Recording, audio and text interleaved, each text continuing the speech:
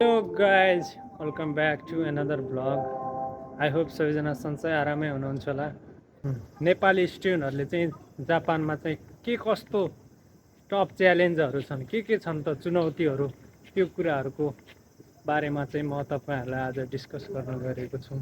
फर्स्टमा रहेको छ तपाईँको ल्याङ्ग्वेज ब्यारियर। ल्याङ्ग्वेज ब्यारियरमा चाहिँ हामीहरू नेपालबाट चाहिँ नर्मल्ली N5 पढेर आउँछौँ, 2-4 महिना पढेर आउँछौँ। त्यो चाहिँ जापानमा चाहिँ अब जापानमा यहाँ आएर चाहिँ काम गर्दाखेरि होस्, नर्मली बोलीचाली गर्दा चाहिँ हामीहरूले नेपालको पढेकोले पुग्दैन कि यहाँको मान्छेहरूले यहाँको नर्मल्ली डेली आफ्नो स्वभाव कस्तो छ त्यस्तै अनुसारले बोलिदिन्छन् कि यहाँको मान्छेहरूले चाहिँ। अनि कलेज र पार्ट टाइम गर्ने ठाउँमा चाहिँ अब भर्खर नयाँ आएको हो, नयाँ स्टुडेन्ट हो भन्ने चाहिँ उनीहरूले चाहिँ जे होस् सहज होस् भनेर चाहिँ एकदमै सहजपूर्ण वातावरण चाहिँ सिकाउने गर्दछन्। नर्मल तरिकाले बोलेर जसरी सहज हुन सक्छ एकदम सजिलो तरिकाले युज गरेर बोल्न सिकाउँछन्। नेपालमा चाहिँ हामीहरूले नर्मल्ली पढेर आएर नेपालको पढाइले चाहिँ पुग्दैन। हामीले चाहिँ ल्याङ्ग्वेज सँगसँगै अब डेली लाइफमा चाहिँ युज हुने सेन्टेन्सहरू, डेली लाइफमा चाहिँ कस्तो युज हुन्छ भनेर चाहिँ त्यस्तो कन्भर्सेसनहरू पनि राम्रोसँग प्रिपरेसन गरेर आयो भने चाहिँ एकदमै ल्याङ्ग्वेजमा चाहिँ इम्प्रुभ हुनसक्छ। अनि दोस्रो रहेको छ तपाईँहरूको फाइनेन्सियल प्रेसर। अनि हामीहरू चाहिँ सुरुमा जापान आएको हुन्छौँ, काम पनि पाइँदैन सुरुमै, लगभग 2-3 महिना, भाषा छैन भने चाहिँ 2-3 महिना नि लाग्न सक्छ।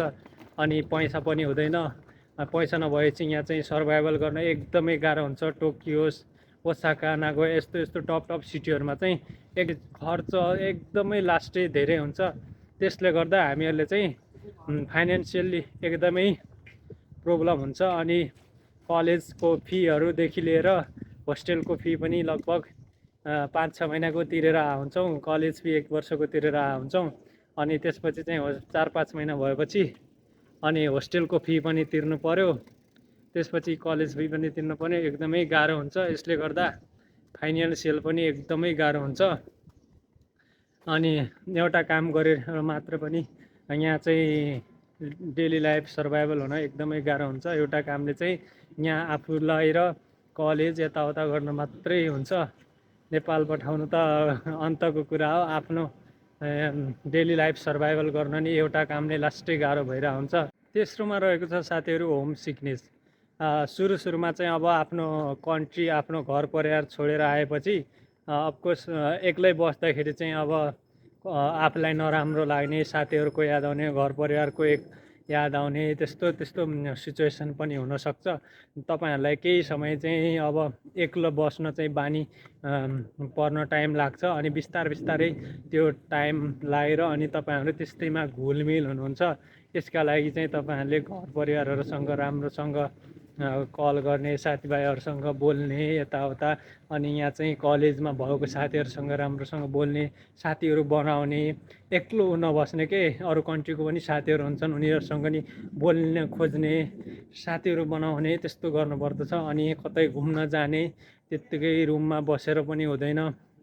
त्यस्तो गर्दाले चाहिँ तपाईँहरूलाई होम सिकनेस हुनबाट नि बचाउँछ र तपाईँहरूको मेन्टल्ली प्रेसर पनि हुँदैन। किनभने अब एक्लै हुनुहुन्छ भने चाहिँ तपाईँहरूको दिमागमा विभिन्न थरीका कुराहरू घुम्छन्। त्यस्तो सोच्दै तपाईँहरूलाई मेन्टल्ली तपाईँहरूलाई टर्चर पनि हुनुहुन्छ। त्यही भएर चाहिँ एकदमै साथीहरूसँग मजाले घुम्ने, खेल्ने त्यस्तो पनि गर्नुपर्दछ। अर्को रहेको छ टाइमको एकदमै पङ्क्चुअल हुनुपर्दछ। जापान आइसकेपछि नेपालमा चाहिँ हामीहरू अब जतिखेर गयो नि, कलेज जाँदा होस् जता जायो नि, 10 बजे कलेज लागिरहेको छ भने 10:10मा 10:05मा पुगे नि केही हुँदैन। यहाँ चाहिँ जापानमा अब बिहान 10 बजे कलेज लागिरहेछ भने चाहिँ 10 बजे त्यहाँ पुग्नै पऱ्यो कि। एकदमै टाइमको यति भ्यालु हुन्छ। यदि तपाईँहरू 10 बजेर 1 मिनटमा पुग्नुभयो भने किन ढिलो आएको, एकदमै रिजन खुलाउनु पर्छ कि, तपाईँहरूको हाजिर नै अब्सेन्ट गरिदिन्छ कि, त्यस्तो गर्दछन्। त्यही भएर चाहिँ एकदमै तपाईँहरूले चाहिँ टाइमको चाहिँ एकदम भ्यालु गर्न सिक्ने भएर चाहिँ आउनुपर्छ। अर्को रहेको साथीहरू कल्चर। यहाँको कल्चर चाहिँ कस्तो छ भन्दाखेरि चाहिँ एकदमै रिस्पेक्ट गर्ने कि, जस्तो होस् तपाईँहरू कुनै ठाउँमा काम गर्दै हुनुहुन्छ, कस्टमरलाई यस्तो रिस्पेक्ट गर्दछन् यिनीहरूले चाहिँ एकदमै रिस्पेक्ट गर्ने भएकोले यहाँको कल्चरमा चाहिँ भिज्न चाहिँ हल्का टाइम लाग्न सक्छ। यसले पनि हामीहरूलाई चाहिँ एकदम समस्यामा पारेर हुन्छ।